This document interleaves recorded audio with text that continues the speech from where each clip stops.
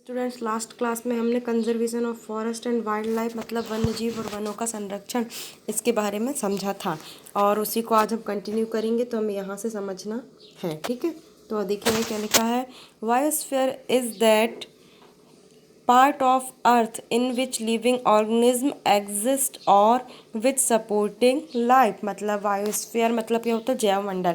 तो जैवमंडल जो है पृथ्वी का वह भाग होता है, वह पार्ट होता है जिसमें सजीव ऑर्गेनिज्म मतलब सजीव पाए जाते हैं और क्या है, एग्जिस्ट और विथ सपोर्टिंग लाइफ और जीवन यापन के योग्य होते हैं, ठीक है। आगे बायोलॉजिकल डाइवर्सिटी और biodiversity refer to the verify variety of organism existing on the earth. तो जो ये बायोलॉजिकल वर्सिटी और बायोडिवर्सिटी क्या होती है, ये वैरायटी होती है ऑर्गेनिज्म की, मतलब सजीव की प्रजाति। तो क्या हो सजीवों की प्रजाति होती है, their inter relationship and their relationship with the environment, है ना। और उनके संबंध और उनके संबंधों को पर्यावरण से संबंध जोड़ती है। तो क्या है समझेंगे हम। जैव विविधता, बायोडिवर्सिटी बायोलॉजिकल वर्सिटी क्या होती है, जैव विविधता। जैव विविधता का अर्थ, इसका मतलब यह होता है कि पृथ्वी पे जो पाए जाने वाले विभिन्न प्रकार के जीव प्रजातियां होती है ना, ये ऑर्गेनिज्म वैरायटी और उनके पारस्परिक संबंध और उनका पर्यावरण से संबंध, इसको कहते हैं हम बायोलॉजिकल डाइवर्सिटी या बायोडिवर्सिटी। मतलब होता है कि जो पृथ्वी में पाए जाने वाले सजीव हैं उनकी अलग अलग वैरायटी और उनका हमारे पर्यावरण से, एनवायरनमेंट से क्या रिलेशन है, इसको ही कहा जाता है बायोलॉजिकल वर्सिटी या बायोडिवर्सिटी, ठीक है। अब आगे हम देखेंगे यहाँ से। To protect our flora and fauna and their habitats, protected areas called sanctuaries, national park and biosphere reserve have been earmarked। तो क्या कह रहा है कि वनस्पति, है ना, वनस्पति और प्राणी जात और उनके आवासों को प्रोटेक्ट करने के लिए क्या है, हमारी गवर्नमेंट ने कुछ प्लेसेस जो हैं निर्धारित किए हैं, जिसको हम क्या कहते हैं, सेंचुरीज, वाइल्ड लाइफ सेंचुरीज मतलब अभयारण्य, नेशनल पार्क मतलब होता है राष्ट्रीय उद्यान, और क्या है बायोस्फीयर। बायोस्फीयर मतलब होगा जैवमंडल आरक्षित क्षेत्र। तो हमारे ये वनस्पतियों को, जंगल में पाए जाने वाले और उनमें पाए जाने वाले जो एनिमल्स हैं, इनके घरों में आवासों के संरक्षण मतलब इनके जो बनाए हुए जंगल में घर होते हैं उनके संरक्षण के लिए, उनको प्रोटेक्ट करने के लिए जो गवर्नमेंट ने कुछ ये क्षेत्र निर्धारित किए हैं, है ना, जिस प्रोटेक्टेड एरियाज हैं, ये उनके प्रोटेक्टेड एरियाज है जो गवर्नमेंट ने निर्धारित किए हैं, जिसको हम क्या कहते हैं, जैव मंडल आरक्षित क्षेत्र, अभयारण्य और नेशनल पार्क राष्ट्रीय उद्यान कहते हैं, ठीक है। Plantation, cultivation, grazing, felling trees, hunting and poaching are prohibited there। तो यहाँ पे क्या होता है, यहाँ पे वनों को काटना, शिकार करना, पॉन्चिंग करना, चारागाह, वृक्षों की कटाई, शिकार, पॉन्चिंग, खाल प्राप्त करने हेतु शिकार करना, ये सब इन क्षेत्रों में निषिद्ध है। मतलब यहाँ पे ये सब काम नहीं कर सकते इन प्रोटेक्टेड एरियाज़ में, सेंचुरीज़ में, नेशनल पार्क्स में और बायोस्फीयर रिजर्व में। यहाँ पे ये सब चीज़ करना निषिद्ध है। अगर कोई यहाँ पे जाके ये सब वर्क कर रहा है, जैसे कि कोई जंगली जीवों को मार के उनका मांस निकाल रहा है ना, शिकार करके, या फिर कोई वहाँ पे चारा काट रहा है, जंगलों की कटाई कर रहा है, तो उन पर केस हो जाएगा, पुलिस केस, ठीक है।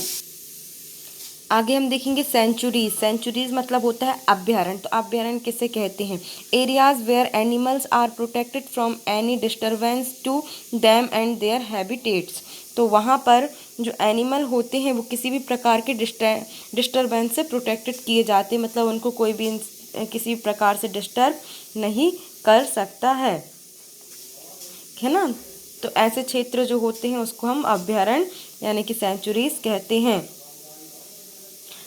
यहाँ पे जो एनिमल्स होंगे, जो भी जीव जंतु हैं, वो और उनके रहने वाले घर, आवास, उनको हैबिटेट्स मतलब वही होता है उनके रहने वाले आवास, उनको कोई भी डिस्टर्ब नहीं कर सकता, कोई भी मिटा नहीं सकता। ठीक है, तो ये हो गया हमारा सेंचुरीज। नेक्स्ट है हमारा national park, areas reserved for wildlife where they can freely use the habitat and natural resources. National park मतलब होता है राष्ट्रीय उद्यान। राष्ट्रीय उद्यान जो होते हैं वे एरिया होते हैं जहाँ पर वन्य जंतु जो भी एनिमल्स होते हैं उनके लिए वे रिजर्व क्षेत्र होते हैं, रिजर्व्ड होते हैं ना, area reserve for wild life, जो जंगल में रहने वाले जंतुओं के लिए रिजर्व होते हैं, रिजर्व क्षेत्र होते हैं। Where they can freely use habitat and natural resources, जहाँ पे वे फ्रीली स्वतंत्रता से अपने घरों में रह सकते हैं और वनों का उपयोग, नेचुरल जो भी रिसोर्सेज हैं उनका यूज़ कर सकते हैं।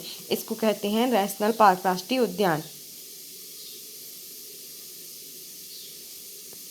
नेक्स्ट है बायोस्फीयर रिजर्व। बायोस्फीयर रिजर्व मतलब जैव मंडल आरक्षित क्षेत्र। तो ये क्या होते हैं देखेंगे, large areas of protected land for conservation of wild life. तो बहुत बड़ा एरिया है ना, बहुत बड़े एरिया में ये होते हैं जहाँ पर वन्य जीवों का और उनकी वाइल्ड लाइफ का कंजर्वेशन, संरक्षण किया जाता है।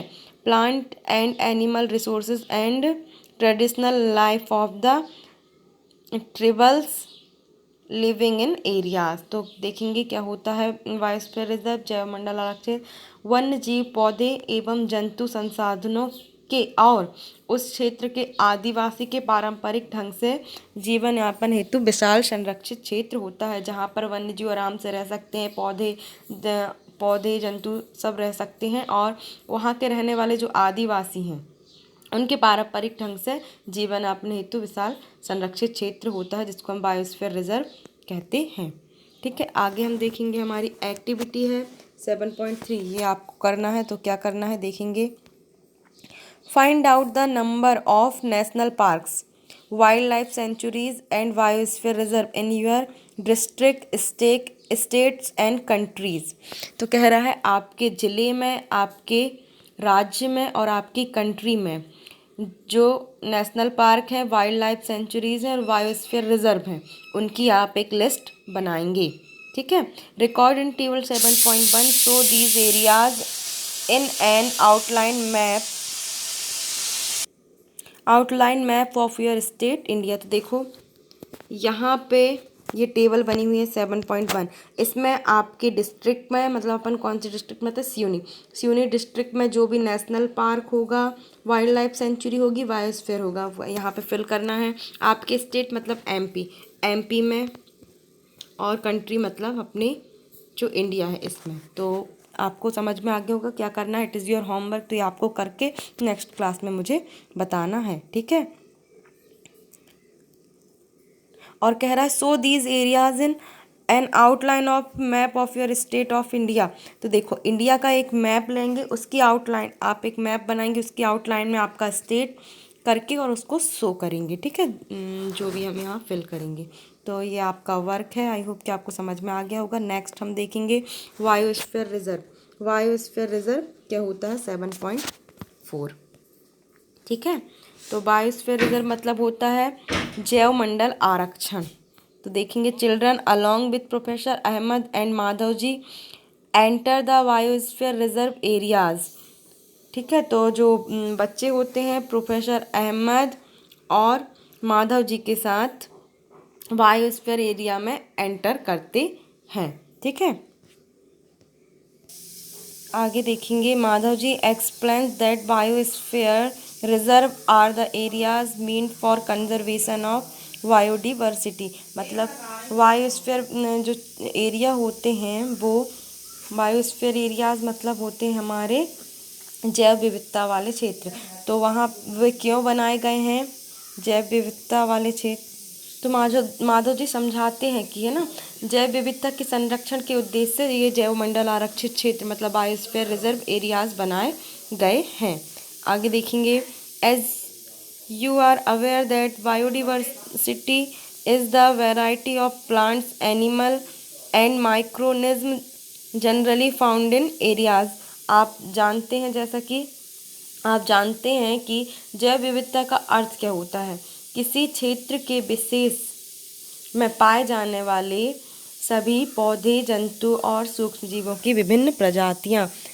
ये होता है हमारा जैव विविधता का अर्थ, है ना, कि कोई भी एक स्पेशल क्षेत्र है जहाँ पर पाए जाने वाले कोई विशेष पौधे हैं, जंतु हैं, उनकी अलग अलग प्रजातियां, इसी को कहा जाता है जैव विविधता। और इन सबको बनाए रखने के लिए ही ये जैवमंडल आरक्षित क्षेत्र, बायोस्फीयर रिजर्व बनाए जाते हैं कि वो कोई आके उनको नष्ट ना करे, समाप्त ना करे। इसलिए ये क्षेत्र ऐसे बनाए जाते हैं जहाँ पे वो रिजर्व रहे। ठीक है, आगे हम देखेंगे the biosphere reserve help to maintain the biodiversity and culture of that areas. तो बायोस्फीयर जो होते हैं क्या करते हैं, reserve help to maintain the biodiversity and culture of these areas. तो ये क्षेत्र जो होते हैं जैवमंडल आरक्षित क्षेत्र, उस क्षेत्र की जैव विविधता एवं संस्कृति को बनाए रखने में सहायक होते हैं। ठीक है, आगे अ बायोस्फीयर रिजर्व में also contain other protected areas in it. किसी बायोस्फीयर में जैवमंडल आरक्षित क्षेत्र के अंतर्गत अन्य संरक्षित क्षेत्र और भी प्रोटेक्टेड एरियाज जो हैं वो हो सकते हैं। ठीक है, जैसा कि हम देख रहे हैं the Pachmarhi biosphere reserve consist of 1 national park and named Satpura and 2 wild life sanctuaries named बोरी एंड पचमढ़ी। जो पचमढ़ी बायोस्फीयर है जहाँ पे ये लोग घूमने गए हैं, वहाँ पे भी और भी ऐसे संरक्षित क्षेत्र हो सकते हैं। कौन कौन से? पचमढ़ी जैवमंडल आरक्षित क्षेत्र में क्या था, सतपुड़ा नामक एक राष्ट्रीय उद्यान भी है, और बोरी एवं पचमढ़ी अन्य 2 क्या है, वन्यजीव अभयारण्य हैं। ठीक है, मतलब ये है कि कोई भी बायोस्फीयर रिजर्व एरिया होगा, वहाँ पे उसके अंदर कोई एरिया है जिसको बायोस्फीयर रिजर्व मतलब जैवमंडल आरक्षित क्षेत्र घोषित कर दिया गया है, उसके अंदर नेशनल पार्क्स और सेंचुरीज हो सकती हैं या होती हैं। ठीक है, जैसे कि अभी जो पचमढ़ी जो बायोस्फीयर रिजर्व है उसी के अंदर ये सतपुड़ा नेशनल पार्क है और बोरी और पचमढ़ी नामक 2 वन्यजीव अभयारण्य मतलब सेंचुरीज, वाइल्ड लाइफ सेंचुरीज हैं। समझ गए? कोई एक क्षेत्र है, कोई एक एरिया है, जैसे पचमढ़ी एरिया है, उसको ये घोषित कर दिया कि वो बायोस्फीयर रिजर्व एरिया है, जैवमंडल आरक्षित क्षेत्र है। तो उस पूरे क्षेत्र में नेशनल पार्क भी हो सकते हैं और वाइल्ड लाइफ सेंचुरीज भी हो सकती हैं। ये होता है बायोस्फीयर जिसके अंदर पूरे क्षेत्र के अंदर ये होते हैं। तो यहाँ पे हमारा पचमढ़ी बायोस्फीयर रिजर्व यहाँ पे मैप में है, देखेंगे ये पूरा पचमढ़ी बायोस्फीयर रिजर्व है जिसके अंदर हमारे पचमढ़ी सेंचुरीज, त्रिपुरा, सब चीज़ आप लोग देख सकते हैं मैप में शो हुआ है। कहाँ पे है? ये 2 बोरी सेंचुरीज है ना, तो ये बोरी सेंचुरीज है, अभयारण्य सतपुड़ा नेशनल पार्क ये है, और ये पचमढ़ी सेंचुरीज है मतलब पचमढ़ी अभयारण्य है। तो ये पूरा एरिया है, इसको biosphere reserve, Pachmarhi biosphere reserve कहा गया है, और इसी के अंदर ये सेंचुरीज और नेशनल पार्क है। तो ये आई होप कि आपको समझ में आया होगा कि पूरा एरिया जो होता है उसको बायोस्फीयर रिजर्व कहते हैं, उसके अंदर सेंचुरीज और नेशनल पार्क्स होते हैं। अब हम आगे देखेंगे।